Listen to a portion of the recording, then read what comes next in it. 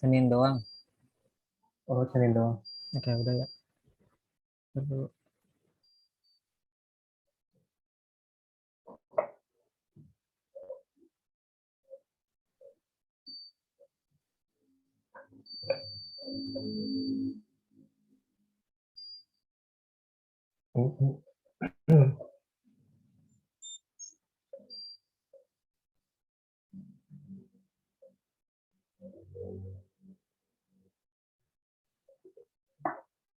Mana sih awalnya?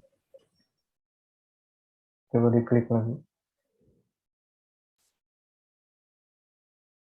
Ya, mulai. Oke. Bismillahirrahmanirrahim. Assalamualaikum warahmatullahi wabarakatuh. Oke, pada kesempatan kali ini saya dan rekan saya akan membahas tugas praktikum pada mata kuliah sistem operasi. Oke, tepatnya kami ini dari kelompok 8 dari kelas 4B. Oke, next on.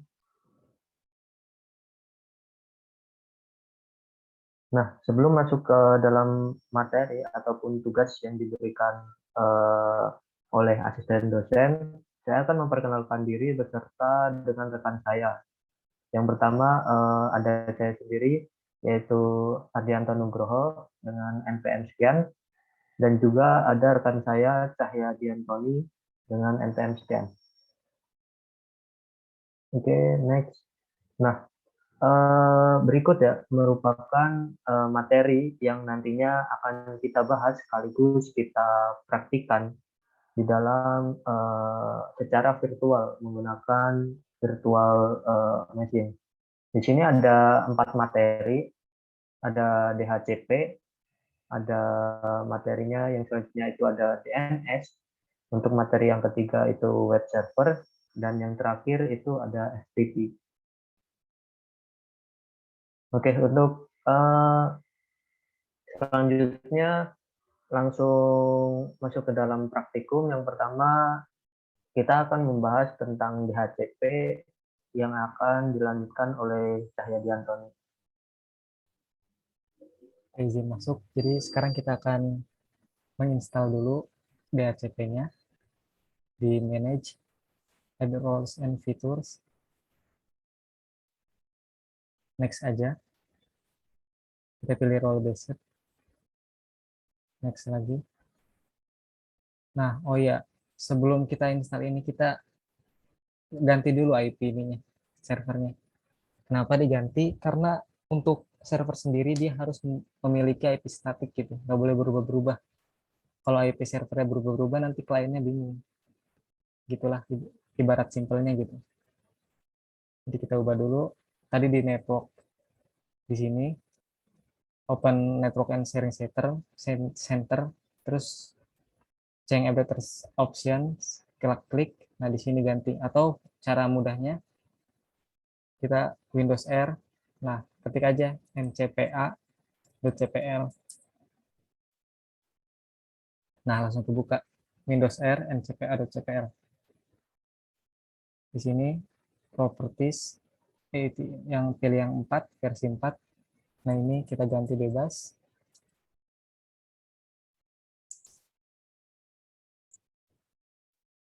Private key ini nggak usah diisi karena kita nggak pakai router ya atau routing gitu. Ini pakai IP sendiri, dan biasanya kalau kita terhubung internet di sini di bawahnya itu diganti pakai IP Google gitu, IP DNS Google yang kayak 888 atau 8844 atau yang lainnya gitu. Klik OK.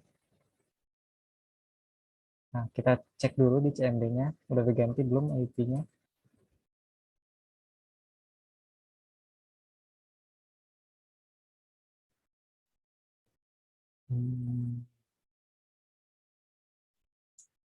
Cukup nge-lag juga ya. Nah, ini CMD. Kita buka command prompt.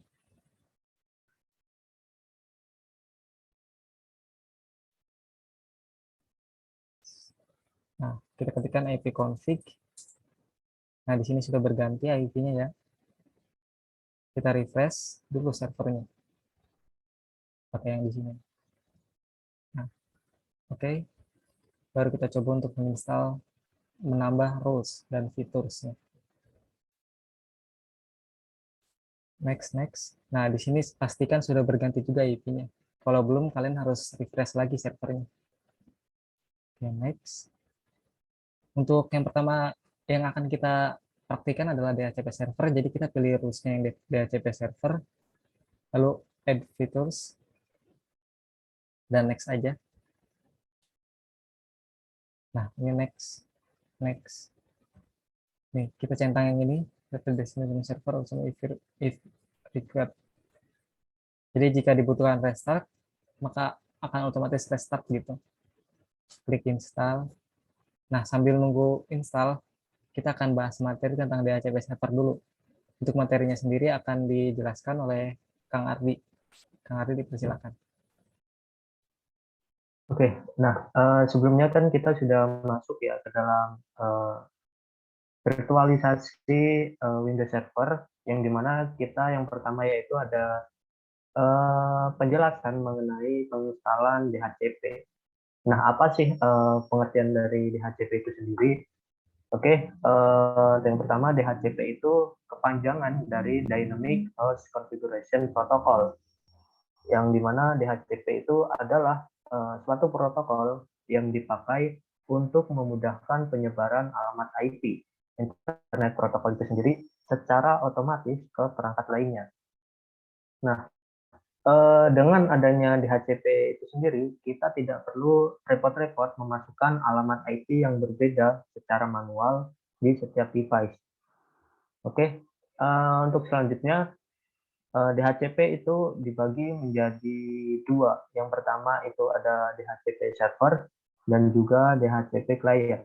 Apa perbedaan ataupun pengertian di antara keduanya? Yang pertama yaitu ada DHCP server.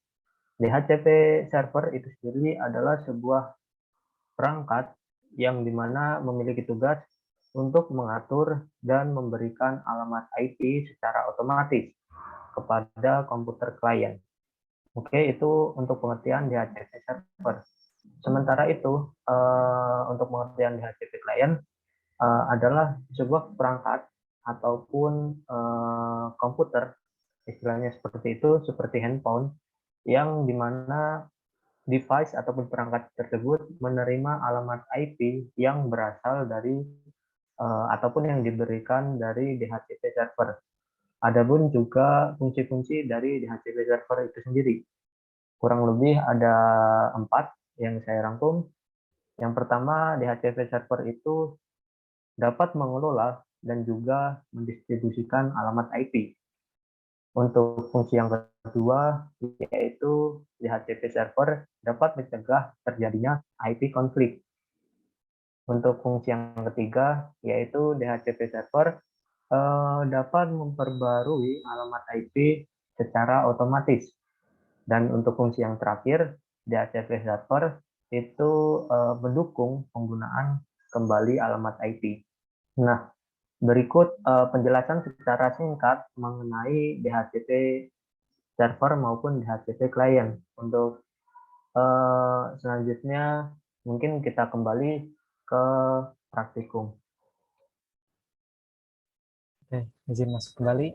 Kita lihat lagi apakah sudah selesai instalasinya. Oh, ternyata belum. Jadi untuk instalasi sendiri memang agak lama tergantung dari device yang kita gunakan gitu. Jika device-nya semakin bagus, maka akan semakin cepat gitu. Kita tunggu saja ya. Untuk DHCP sendiri memiliki beberapa bagian gitu. Apa ya? Memiliki beberapa pengertian lainnya gitu. Misalkan ada DHCP set time. Nah, set time itu untuk waktu yang digunakan ketika kita apa ya namanya tuh mendapatkan IP gitu. Istilahnya kayak berapa waktu ketika kontrak lah gitu kalau kalau dalam dunia nyata kontraknya berapa waktu gitu. Terus kan IP itu kan kalau DHCP server bisa pinjaman bisa tetap. Tapi biasanya pinjaman kalau DHCP server tuh karena IP-nya berganti-ganti.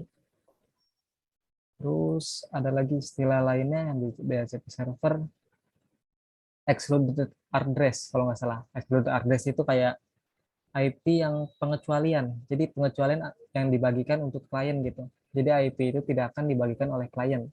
Biasanya IP yang excluded address itu untuk IP yang server kedua gitu, server lainnya.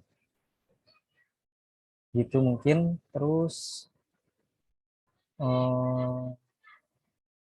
oh ya, untuk ketika kita menginstal DHCP server di Windows Server ini, kita harus menonaktifkan DHCP server dari VirtualBox.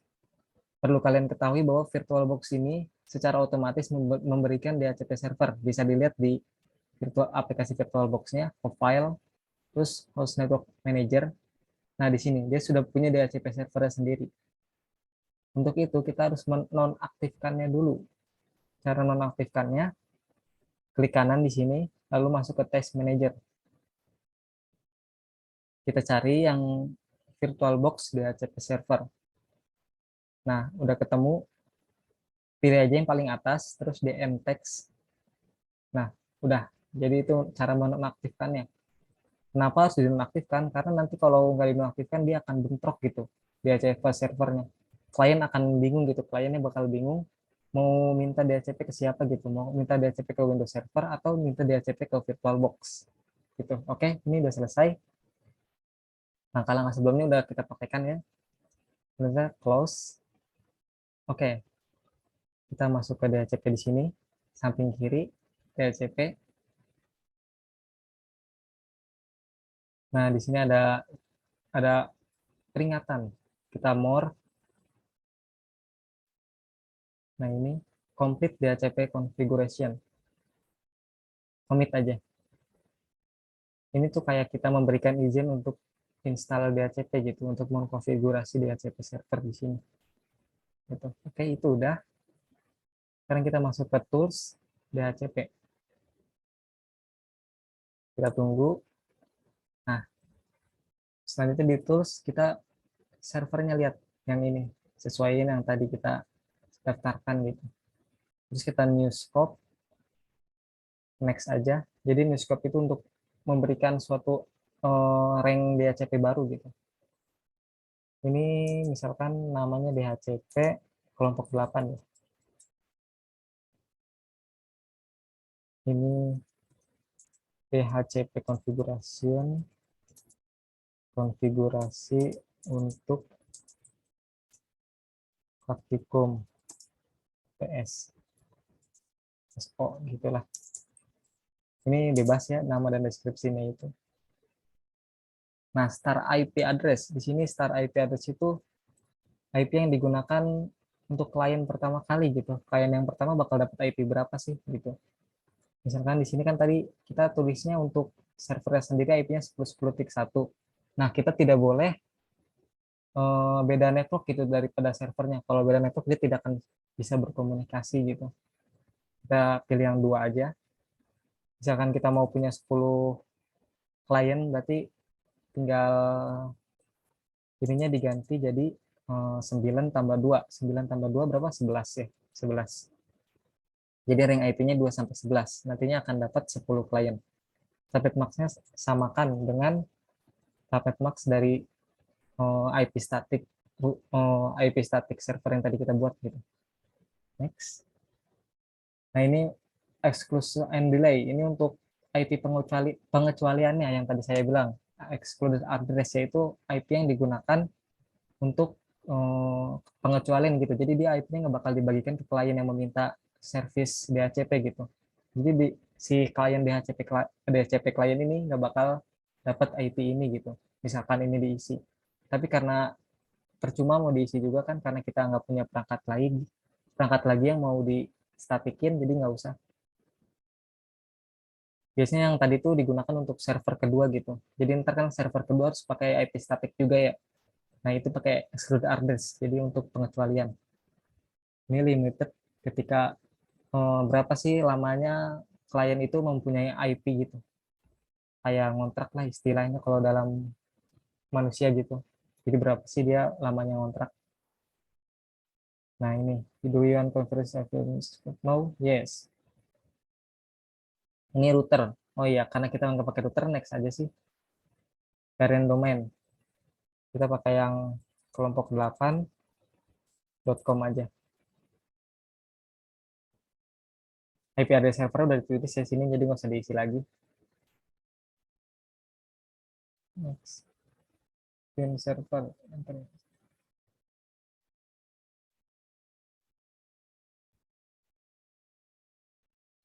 Oh, ini next aja.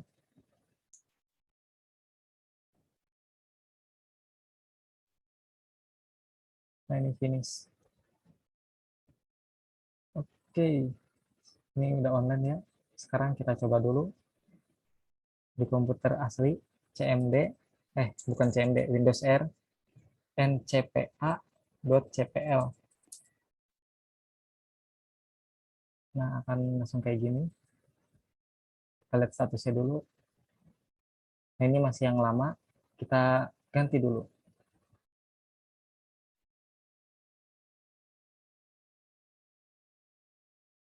Nah, udah ya. Sekarang kita buka CMD. ipconfig release garis miring release. Nah, dia bakal nampilin IP yang rilis gitu. Terus kita renew. Dia bakal meminta IP baru gitu. Meminta request IP baru.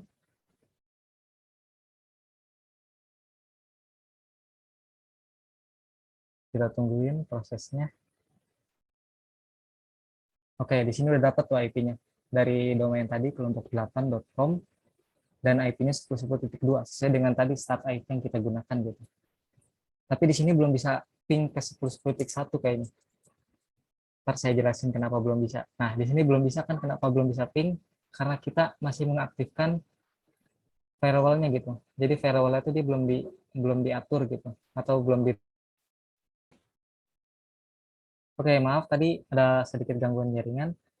Saya share screen lagi. Tadi sampai mana, Di? Halo? Ngecek itunya, ngecek DHCP-nya. Oh, ngecek DHCP ya. Oke. Jadi tadi yang IP config renew udah belum? IP config renew. Ini untuk meminta IP baru gitu ke klien. Ini di settingnya di komputer yang asli ya. Nah, kita tungguin. Nah, di sini dia udah mendapatkan IP-nya gitu dari domain kelompok 8.com dan IP-nya sesuai dengan IP yang kita setting tadi. Yang pertama kali tadi kita setting IP star IP-nya. Lalu kemudian kita tes ping. Nah, di sini belum bisa ping. Kenapa belum bisa ping? Karena kita masih mengaktifkan firewall-nya atau kita masih belum mengatur firewall-nya gitu. Jadi settingan default-nya itu dia nggak bakal bisa ping antar komputer di luar jaringan gitu. Cara mengaktifkannya tinggal ke firewall, terus ini di off-in. Nah, sudah. Kita coba lagi ping. Nah, sudah bisa kan ya? Tapi ada masalah baru ketika kita menonaktifkan firewall gitu. Masalahnya adalah komputer server kita menjadi sangat rentang gitu. Nah, caranya agar kita masih bisa ping tanpa menonaktifkan firewall adalah nanti dulu kita onin dulu, terus kita buat rules yang mengizinkan untuk ping gitu. Cara buat rulesnya kita bisa di apa ya tadi firewall ya, firewall advance gitu. Kita pilih yang advance. Tapi karena itu menurut saya ribet ya, karena ini kan nge-lag juga, kita pakai yang command prompt aja. Cuman kalau di command prompt ini kita harus hafal gitu, hafal bahasanya gitu. Sebentar, saya juga masih nyontek sih. Jadi yang pertama adalah NetSH. Jadi ini NetSH itu untuk setting network gitu. Setting network. Lalu ADF firewall. ADF firewall itu artinya advanced firewall. Jadi kita men-setting lebih dalam firewallnya itu. Tidak hanya mengaktifkan atau mengaktifkan saja seperti tadi gitu. Tapi kita setting lebih dalam lagi. Lalu add rule. Nah, add rule ini maksudnya adalah membuat rule baru gitu. Apa sih rule baru yang mau kita buat? Nah, kita kasih nama dulu rule-nya. Biar nanti kita nggak salah gitu ketika mau menonaktifkan atau mengaktifkan rule-nya. mengizinkan apa ya, misalkan mengizinkan ping, mengizinkan ping dari klien gitu misalkan, mengizinkan ping. Selanjutnya setelah diberi parameter nama, kita beri parameter protokol. Protokol sama dengan ECMPv4. Nah, protokol ini kayak suatu rules gitu, rules bagaimana komputer itu saling berkomunikasi gitu. Nah, terus kemudian ICMP4 ini, F4 ini, dia adalah ICMP dulu. ICMP itu adalah protokol untuk ping. Jadi yang bertanggung jawab untuk ping itu ICMP gitu. ICMP, salah mulu. Lalu V4 ini maksudnya adalah IPv4. Jadi kita akan bermain di IPv4 aja. Lalu kita masukin 8 juga. Ini 8 tuh kayak panjangnya gitu kan, IPv4 itu ada 8 link ya, 8 link. Kayak 00-nya ada 8 gitu, masing-masing oktav gitu. Ada 8 kan kalau IPv4. Lalu koma any. Maksudnya any ini untuk semuanya gitu. Kita mengizinkan ping untuk semuanya. Jadi semuanya boleh ping gitu. Lalu dir-nya adalah direktorinya. Directory in, artinya direktori yang ada di dalam server ini gitu. Action. Action ini aksi yang akan kita berikan gitu. Kita bisa memberikan aksi allow, deny, atau yang lain-lain gitu. Tapi karena kita mau mengizinkan, jadi kita pakainya allow. Allow, bukan allow. Enter aja. Oh ini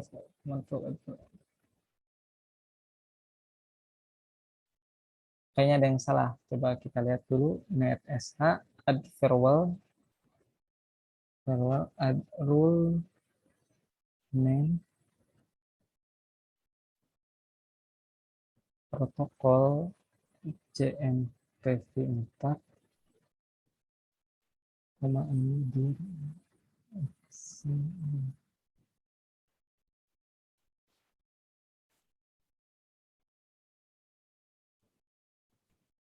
Oke, kita ganti dulu misalkan ping client.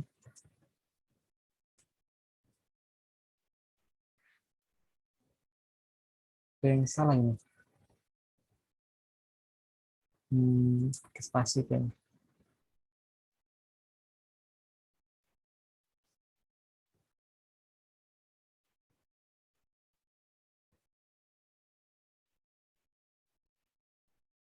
NetSH. Aduh.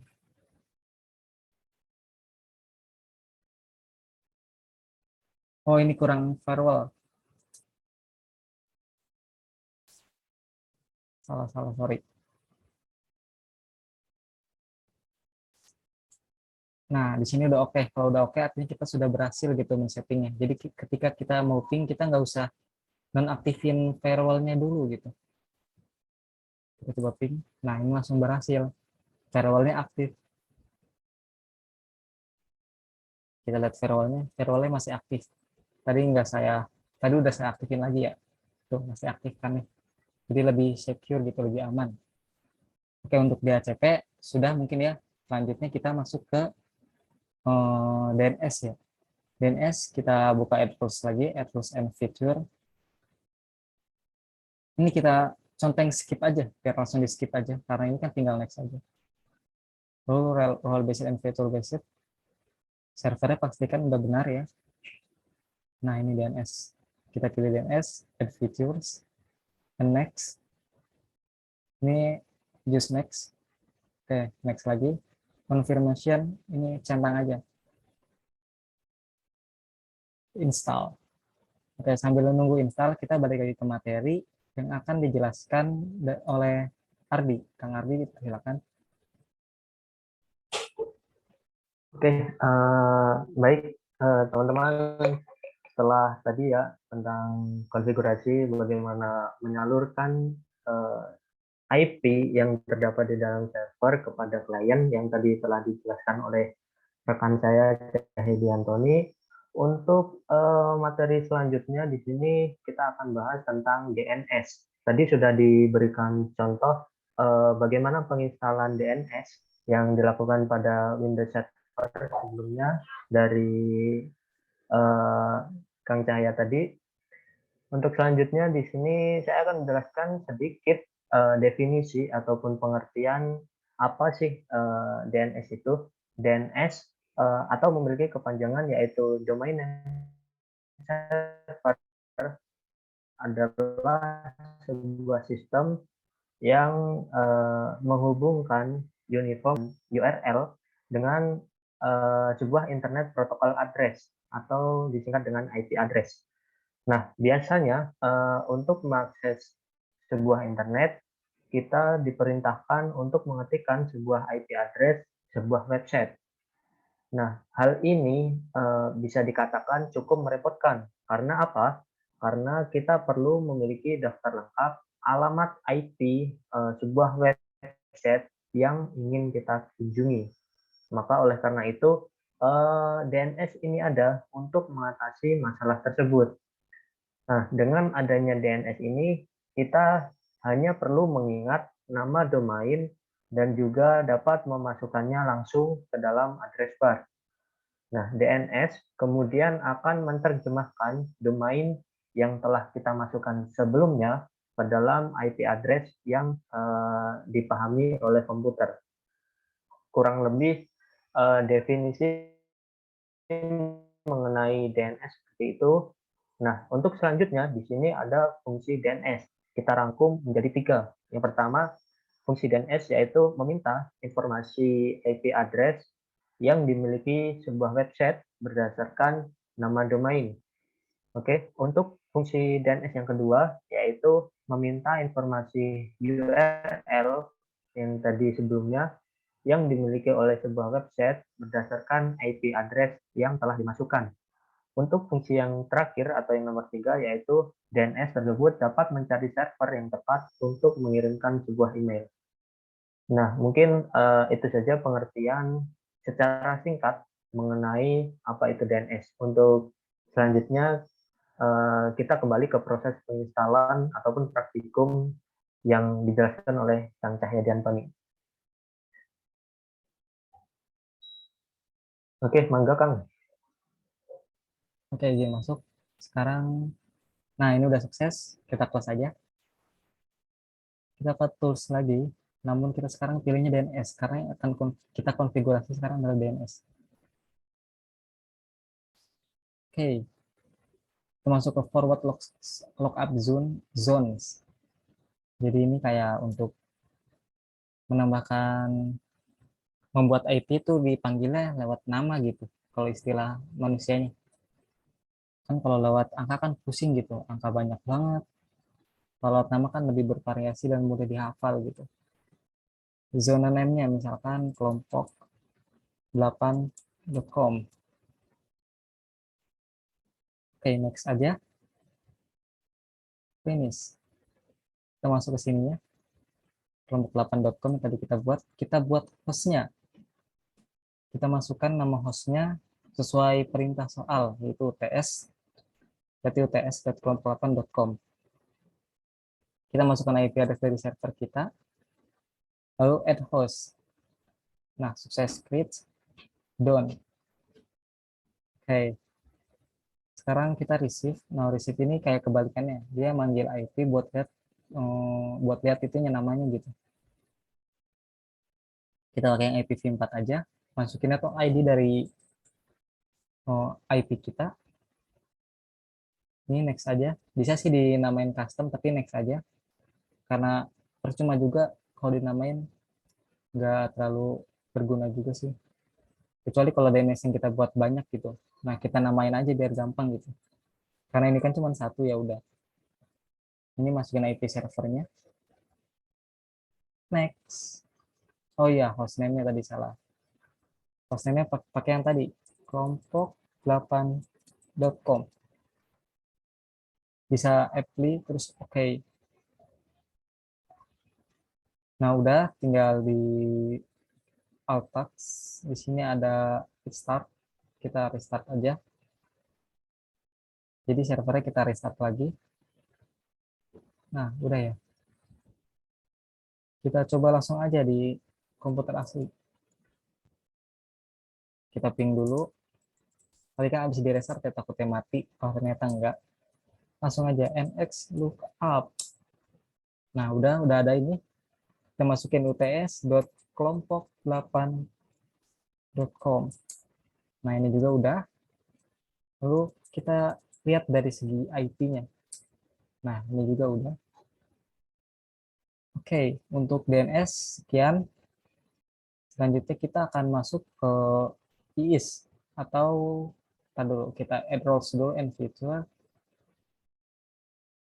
role based. Kita install IIS-nya dulu. Ini pilih server. Nah, di sini kita install IIS. Add features. Nah, di sini kita next aja. Di sini juga next. Next. Nah, di sini. Di sini karena kita mau setting FTP servernya juga, kita contoh yang FTP server. Jadi sekalian, jadi FTP server itu berada di rules-nya dari si IIS ini. Kita centang FTP servernya dulu. Juga kita next aja. Conteng aja. Kita install. Oke, sambil nunggu install lagi, kita masuk ke materinya lagi. Tentang web server yang akan disampaikan oleh Kang Ardi. Dipersilahkan.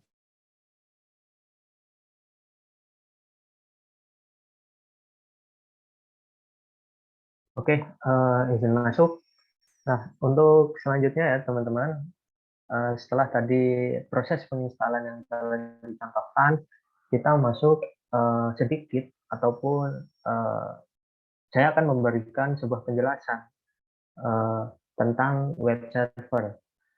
Nah, bagi teman-teman yang belum tahu, web server itu sendiri adalah sebuah software ataupun perangkat lunak yang memberikan layanan berupa data, yang dimana server ini berfungsi untuk menerima permintaan seperti HTTP ataupun HTTPS dari klien atau kita kenal dengan web browser seperti Chrome, Firefox, dan lain sebagainya. Nah, untuk selanjutnya, web server ini akan mengirimkan respon atas permintaan tersebut kepada klien dalam bentuk halaman web. Oke, itu merupakan definisi secara singkat yang dimiliki oleh web server. Untuk selanjutnya, apa sih fungsi dari web server itu sendiri? Kami rangkum menjadi 3. Yang pertama, yaitu membersihkan berbagai change yang terdapat pada penyimpanan, serta semua dokumen yang tidak terpakai lagi. Nah, untuk fungsi yang nomor 2, yaitu melakukan pemeriksaan terhadap sistem security yang berasal dari permintaan HTTP berdasarkan request client ataupun web browser. Serta untuk fungsi web server yang terakhir, yaitu menyediakan data berdasarkan request atau permintaan yang masuk agar dapat menjamin keamanan sistem dengan sistem tersebut dapat berjalan dengan lancar. Oke, oke, langsung masuk ke FTP ya, FTP ya. Oke, untuk selanjutnya setelah kita membahas tentang beberapa materi-materi sebelumnya, di sini ada role yang baru yaitu kita sebut sebagai FTP atau memiliki kepanjangan yaitu File Transfer Protocol. Nah, pengertian daripada FTP itu sendiri adalah sebuah internet service yang dimana dirancang untuk membuat sambungan ke server internet tertentu atau sebuah komputer. Nah, sehingga user tersebut dapat mengirimkan file ke komputer dalam artian itu download atau mengirimkan file ke server, yaitu dalam artian tersebut istilahnya yaitu upload. Nah, FTP ini saat ini banyak digunakan untuk melakukan pertukaran data. Karena apa? Karena di dalam FTP ini bisa dikatakan lebih mudah daripada menggunakan perangkat yang terkoneksi secara kabel ataupun secara fisik. Di dalam FTP juga terdapat dua komponen utama yang dapat kita gunakan, yakni ada FTP server dan juga ada FTP client. Oke, untuk selanjutnya di sini ada fungsi daripada FTP. Fungsi daripada FTP server dan juga fungsi daripada FTP client. Untuk FTP server itu sendiri, fungsinya yaitu untuk memberikan akses file dan download dan juga menambahkan suatu file di dalamnya. Nah, sedangkan untuk fungsi daripada FTP client adalah untuk mengakses FTP server dengan menggunakan akun yang telah diberikan akses sebelumnya oleh FTP server. Mungkin itu saja penjelasan secara singkat mengenai definisi-definisi tentang FTP server. Untuk selanjutnya masuk ke praktikum yang akan dijelaskan oleh Kang Cahya. Oke, di sini kita udah selesai installnya. Kita close. Lalu kita ke tools. Kita install ini dulu ya. Kita konfigurasi IIS Manager dulu buat web servernya. Jadi ini FTP server sama web server itu satu rules, yaitu pakai rules IIS. Di situ tadi kepanjangannya kan Internet Information Service Manager. Oke, kita ke site. Nah, di site ini kita bikin site baru aja, add website. Set name. Di sini nama websitenya, misalkan ups.kelompok8.com. Physical path, jadi tempat dari file yang akan itu ditampilkan gitu di websitenya. Kita setting di dokumen aja. Oh ya, bikin folder baru aja di dokumen. Misalkan kan kalau kita pakai SAMPP itu kan ada htdocs namanya ya. Kita kasih nama aja htdocs. Jadi web server ini bisa digunakan sama seperti SAMPP itu yang pernah kita gunakan pastinya. Kita pilih. Nah, terus ini HTTP, IP-nya kita pakai IP server aja. Hostname-nya its.kelompok8.com. Oke. Oh ya, yang default ini kita matikan dulu, kita stop. Lalu yang ini kita bimbing dulu. Udah, port 8, IP-nya udah. Nah, ini udah benar. Oke, untuk selanjutnya, kita akan sambil menginstal FTP server aja ya, mumpung di halaman yang sama. Kita install add FTP site. FTP site name ini misalkan kita kasih nama FTP dot apa ya, kelompok8.com. Path-nya ini kita pakai path yang tadi, yang sama aja. Yang tadi kita gunakan, sebenarnya ini path-nya bebas, yaitu fungsinya untuk folder yang mau kita bagikan gitu. Di sini saya mau membagikan folder htdocs kepada klien gitu. IP-nya ini pakai IP yang 1010 aja. Kita kan nggak pakai pengaman SSL ya, jadi no SSL aja. Kalau pakai SSL itu kita harus punya sertifikatnya juga. Karena kita nggak punya, jadi no SSL aja. Kita next. Nah, ini kita pakai basic aja, authentication-nya. Jadi nggak bisa user sembarangan gitu yang menggunakannya. Allow access to specific user, jadi hanya user yang terdaftar, yaitu administrator aja. Karena kita kan di sini belum setting user ya, jadi kita pakai user yang utama aja, yang udah ada, yaitu administrator. Permissionnya read and write. Oke, selanjutnya kita setting ininya, dokumen yang tadi kita bagikan. Pilih ke properties, sharing, advanced sharing. Nah, ini kita pilih share this folder. Oke, selanjutnya biar website ini bisa diakses oleh semua orang, kan ini jadi website ya nantinya. Nah, biar bisa diakses oleh semua orang, kita ke sharing lagi. Yang sharing tadi, sharing ini nih, yang network path.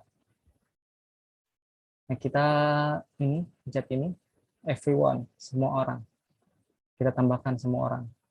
Nah, untuk semua orang ini jangan kita setting read and write gitu, write. Kalau kita setting read atau write, semua orang bisa ngubah-ngubah website kita gitu. Kan nggak bagus kalau website server bisa diubah-ubah gitu. Makanya kita settingnya read aja. Ya, share. Oke, kita tunggu. Yes. Mengaktifkan network sharing. Kita done. Nah, ini udah. Karena di sini belum ada isinya, sambil nyoba FTP server, kita akan sambil nyoba web servernya juga. Kita coba dulu website FTP servernya di sini. Oh ya, ini bisa pakai Windows R. Masukin aja langsung FTP.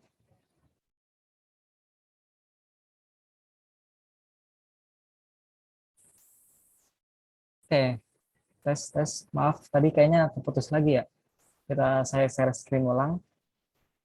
Oke, tadi kan kita udah di server tadi kita udah setting share-nya nih untuk everyone untuk rate aja. Karena biar dia nggak bisa ngubah-ngubah websitenya gitu. Kita turn on, down. Oke, sambil nyoba itu, nyoba kita akan nyoba berdua web server sama FTP server bebarengan gitu. Kita masuk ke Windows aslinya dulu, Windows R, masukin FTP titik 2 garis miring IP servernya, enter. Oh salah, kita bisa bukanya di File Explorer gitu. File Explorer, masukin network, kita turn on dulu.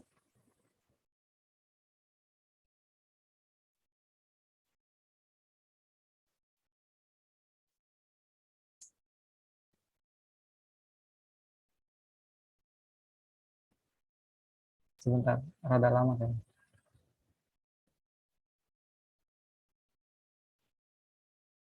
Oh, nge-lag kayaknya, not responding. Kita tunggu dulu aja.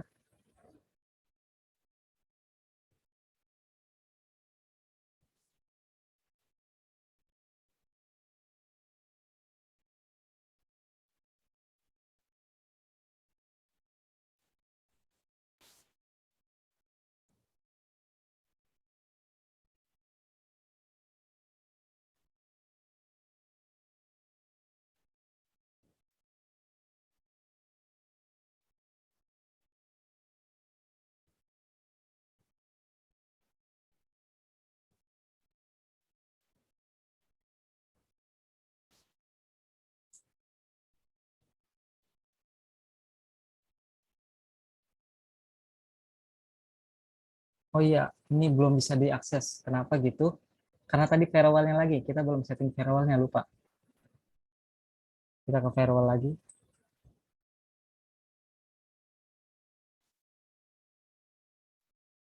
Oke, sorry. Kita ke tadi mana?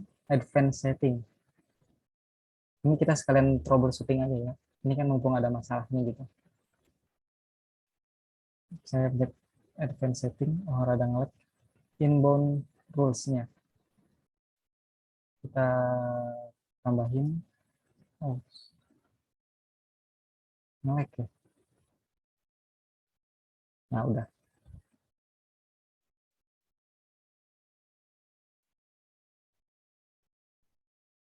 Kita tambahin new rule.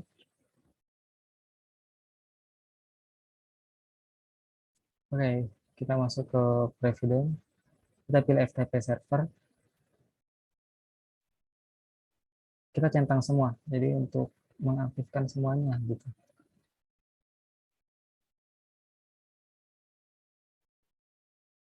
Ini kita pilih allow connection. Oke, sebelum itu kita bisa cobanya dulu di CMD FTP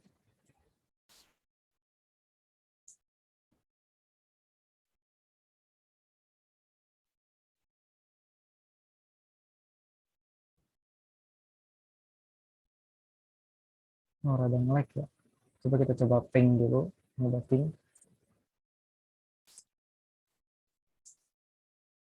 Aktif.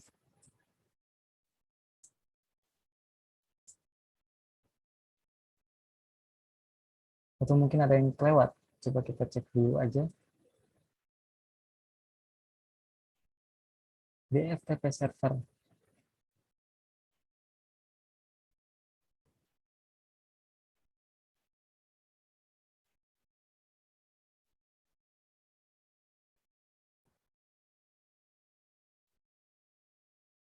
Nah, oh, time out. Exit dulu.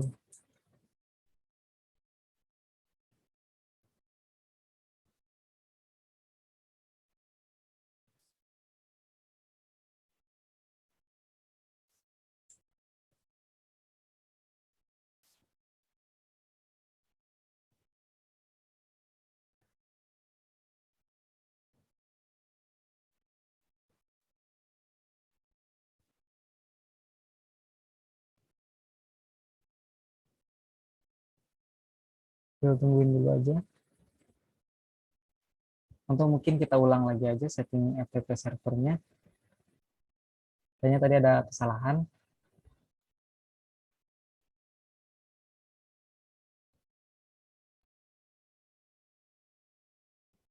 Oke, atau oh iya belum di restart. Lupa.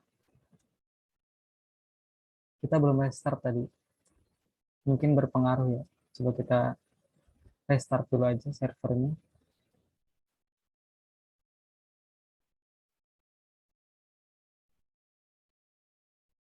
Kita coba lagi.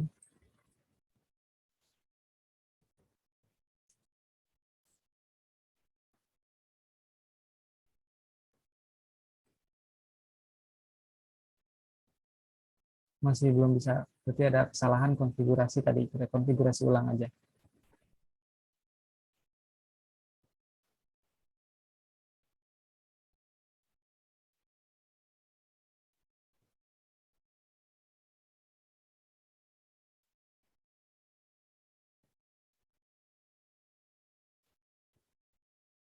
Kita remove dulu. Kita konfigurasi ulang. Kayaknya tadi ada kesalahan konfigurasi. FTP server.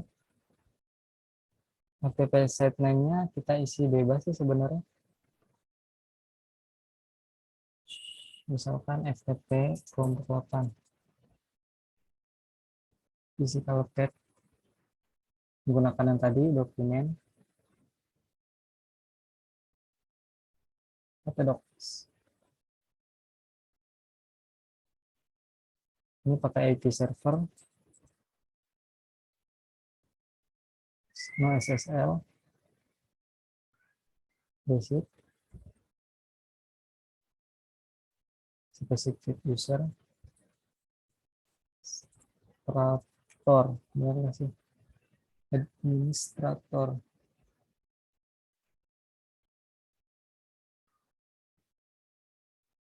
Administrator benar.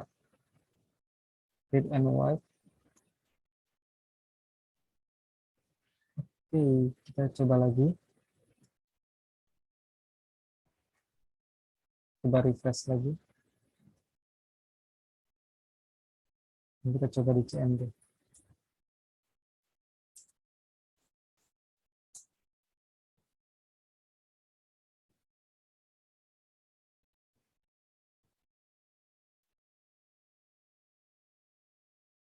Oh, nggak bisa ya.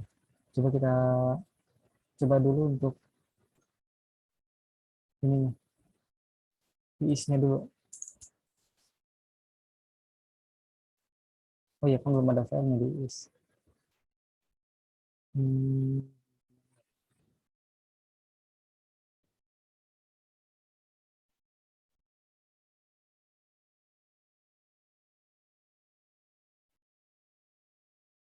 dulu.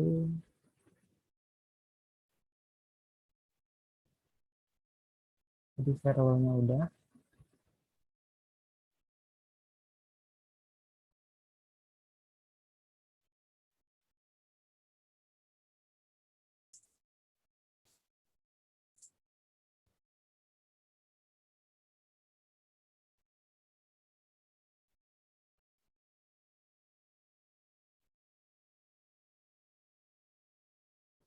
Kita cek dulu filenya apa udah di sharing. Mungkin kesalahannya karena filenya belum di sharing.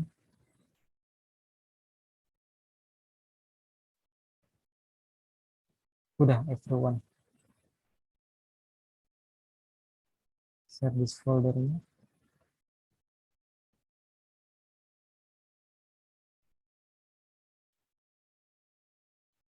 Kayak ini juga udah.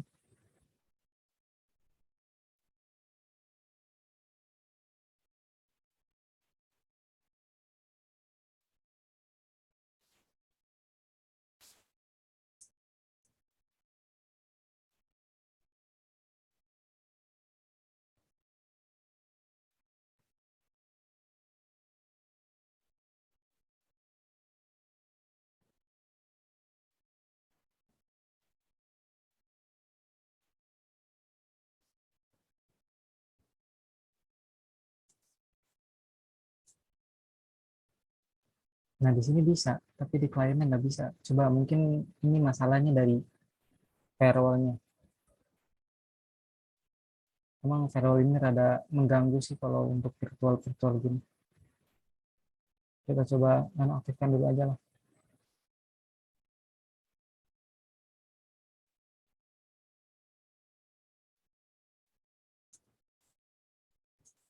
Nah, kan masalahnya di firewall. Padahal tadi kita udah mengizinkan ya di advanced settingnya. Coba mana sih advanced setting? Harusnya ketika sudah diizinkan tuh udah bisa gitu. Atau mungkin tadi belum tersave ya advanced firewall. Kita cek. Jadi ketika kita gagal koneksi, yang harus kita cek itu adalah firewalls-nya gitu. Karena emang biasanya ini tuh mengganggu banget gitu. Mungkin kita harus buat rules lagi. Karena rules yang tadi kurang itu. FTP server, next, centang semua, allow. Nah ini udah ada di atas. Kita coba lagi. Aktifin lagi firewall-nya. Karena firewall ini harus aktif terus sih kalau untuk server. Biar nggak mudah dibobol. Apakah masih bisa?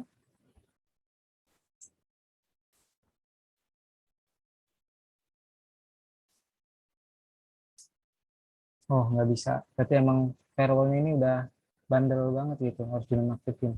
Atau mungkin ada settingan yang lainnya nanti yang harus dibuat gitu untuk mengizinkan komunikasi lewat FTP server ini gitu. Untuk itu saya belum cari sih ya, tapi kita nonaktifin dulu aja untuk praktikum sekarang. FTP 10.10.10.1. Oke, di sini user kita masukin, oke, saya ketengahin dulu. Di sini user, kita masukin user yang tadi diizinkan untuk mengakses, yaitu administrator. Password nih, dia membutuhkan password, kita isi passwordnya.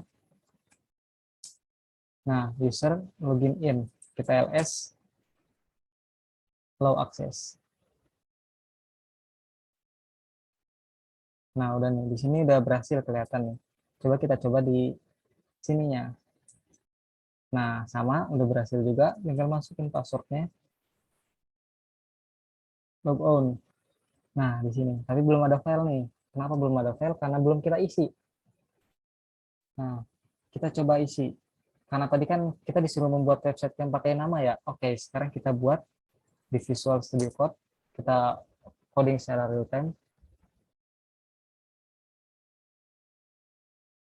Oke, rada lambat sih. Oke, kita buat file baru.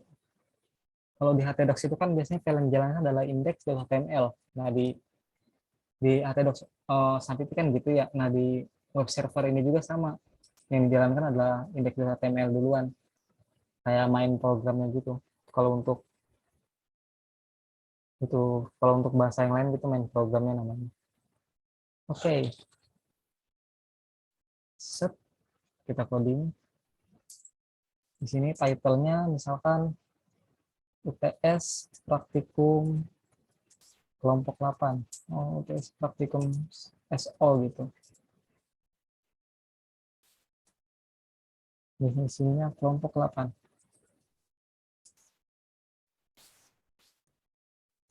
Nah, gini bagus. Oke, biar nggak ini, kita kasih Mercury.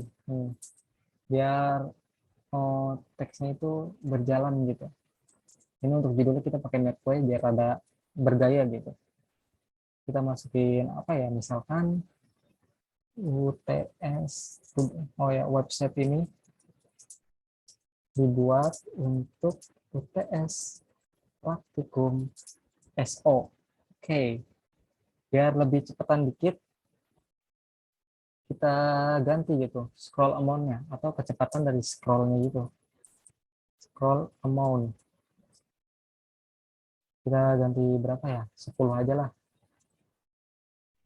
Kalau kecepatan nanti tinggal kita kurangin, kalau udah cukup ya udah. Terus H1-nya itu nama masing-masing kelompok ya. Yang pertama nama Ardi dulu aja, Ardianto Nugroho. Oke, terus ada NPM, kita kasih BR dulu di sini, BR. NPM pakai H2 aja lah. NPM-nya 2010 6311 756. Terus oh ya, paling atas kita kasih kelasnya dulu aja. Gak usah lah, di bawahnya aja kelas. H2 kelas dari kelas 4B Teknik Informatika. Oke. Kita copy paste aja, sama males ngetik.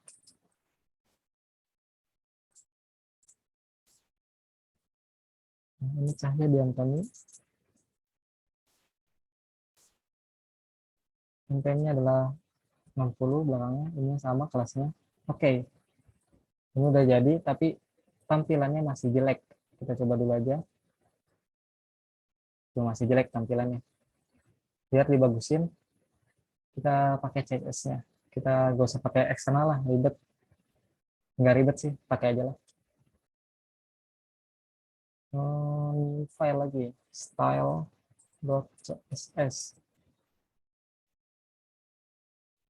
Kita bikin background aja lah, biar nggak usah ribet-ribet.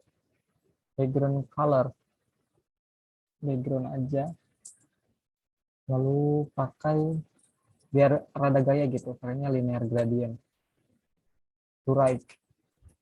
Ini fungsinya biar linear gradientnya itu ke kanan gitu. Terus misalkan kuning, merah, kuning, hijau gitu.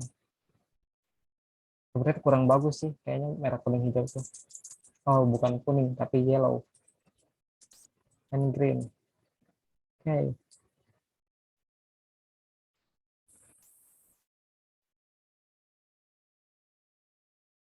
Oke, sorry keluar lagi, kita share screen lagi.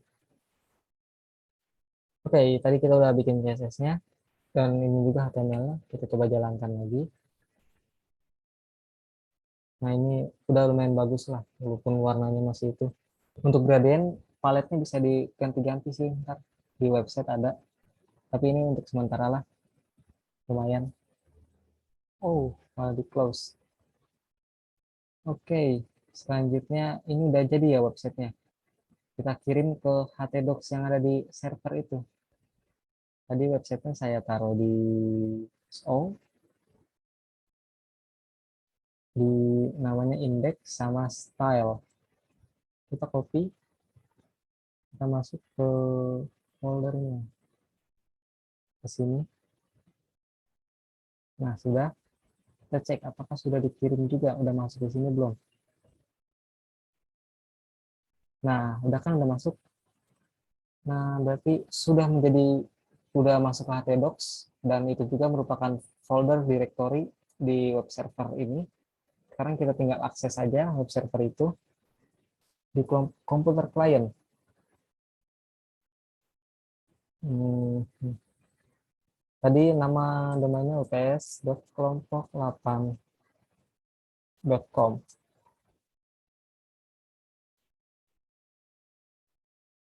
Coba, mungkin masih nge-lag. Nah, ini udah rada nge-lag sih. Coba kita coba lagi. its.komputerdelapan.com. Nah, udah. Oke, untuk praktikum sepertinya udah ya. Kayak tadi kita udah setting DHCP, udah setting DNS, web server, sama FTP. Sekalian sama web server tadi FTP untuk jadi kita coding di komputer asli. Karena kalau kita coding di server, tadi lumayan nge-lag ya servernya. Makanya kita di coding di komputer asli untuk file ininya, file web dari folder directory web untuk ini. Kita setting di sini tadi. Oke, terus mungkin cukup sekian dari kelompok 8 dan ini hasilnya. Kurang lebihnya mohon maaf, dan tadi juga ada banyak sekali kendala gitu. Mulai dari jaringan sama troubleshooting, tapi ya itu sekalian kita belajar juga lah. Sekian dari kami, kurang lebihnya mohon maaf. Ihdinas siratal mustaqim, wallahul muwaffiq ila aqwamit thoriq. Wassalamualaikum warahmatullahi wabarakatuh.